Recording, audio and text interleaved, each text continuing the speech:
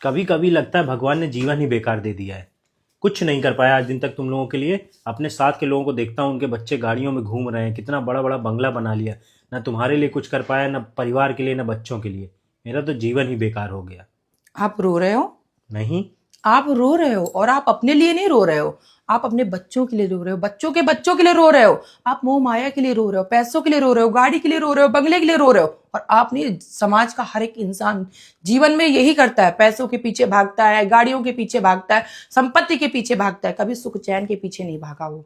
अगर वो सुख चैन के पीछे भागता ना, ईश्वर जन्म देता है, ईश्वर मौका भी देता है जीवन जीने का, पर वो जीता नहीं है, यहाँ पर भोग के जाता है कष्ट तरह तरह के, क्योंकि वो खुद चाहता है कि मेरे पास कष्ट आए। आपको क्या कमी है? 2 वक्त की रोटी मिल जाती है, एक अच्छी नौकरी है आपके पास पत्नी है, आपके पास माँ बाप है, आपके पास 2 बच्चे हैं प्यारे प्यारे।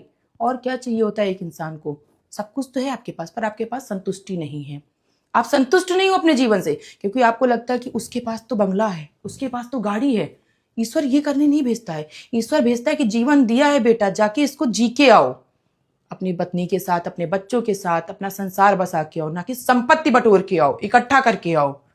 और ये आप गलत कर रहे हो अपने जीवन के साथ। जब ऊपर जाओगे, ईश्वर पूछेगा तुमको इतना खूबसूरत जीवन दिया और क्या आपने जिया, तो आप बोलोगे मैं तो दौड़ता रहा पैसे के पीछे, मैं तो बंगलों के पीछे दौड़ता रहा।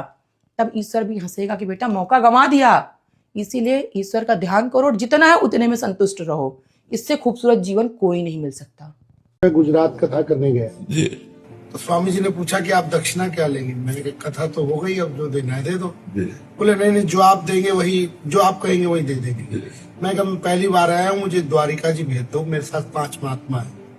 तो उनके आश्रम में एक लड़का था, उसका नाम था राम जी लाल। कुछ पैसे दे के उन्होंने कहा जब महात्माओं को द्वारिका ले दो। हम बस में गए तो बस में भीड़ बड़ी ज्यादा थी, हम तो चढ़ गए, वो लड़का जिसके पास पैसे थे वो नीचे रहे। बस चल पड़ी तो हम घबराए क्या होगा। बोले घबराओ नहीं, मैं ऊपर छत पे बैठ जाता हूँ, टिकट खुद ले लूंगा। बस चल पड़ी, कंडक्टर ने पूछा हमारा टिकट, हमने कहा टिकट तो राम जी लेंगे। बोले कौन राम जी? मैंने कहा ऊपर। तो उसने टिकट ही नहीं लिया। जब हम द्वारिका पहुंच गए, वो तो लड़का कहता बापू टिकट के पैसे ले लो।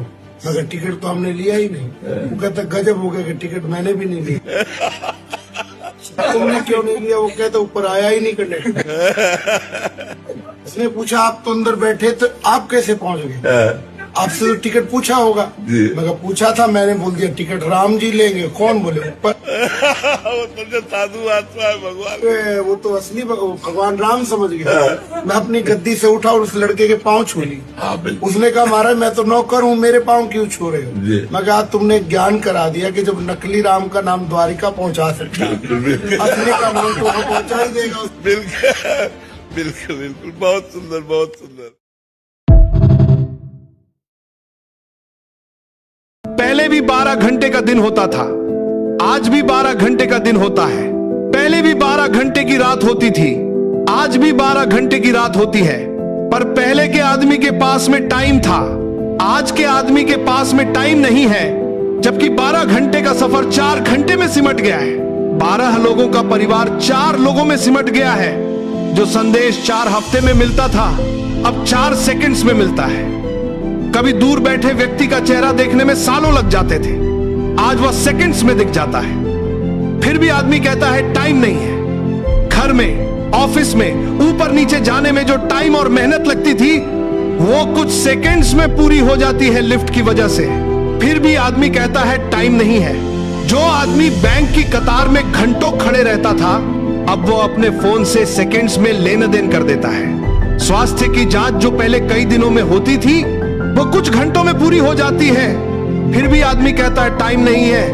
एक्टिवा चलाते समय एक हाथ में हैंडल और दूसरे में आईफोन, क्योंकि रुकने का टाइम नहीं है। जब ट्रैफिक जाम होता है तो हम 2 लेन क्रॉस करके तीसरी लेन बना देते हैं, क्योंकि रुकने का टाइम नहीं है। माता पिता को फोन करने का टाइम नहीं है, प्रकृति का आनंद लेने का टाइम नहीं है। लेकिन आईपीएल देखने के लिए टाइम है, नेटफ्लिक्स देखने के लिए टाइम है, फालतू की रील्स देखने के लिए टाइम है, राजनीति पर चर्चा करने के लिए टाइम है, लेकिन खुद के लिए टाइम नहीं है। दुनिया आसान हो गई है, गति बढ़ गई है, तकनीक करीब आ गई है, दूरियां मिट गई हैं, सुविधाएं बढ़ गई हैं, अवसर बढ़ गए हैं, लेकिन आदमी ने टाइम नहीं है कहकर स्वयं को सबसे दूर कर लिया है। चुपचाप बैठकर स्वयं से बात करने का, स्वयं को समझने का, या बस कुछ देर हंसने का पल भर का भी टाइम नहीं है।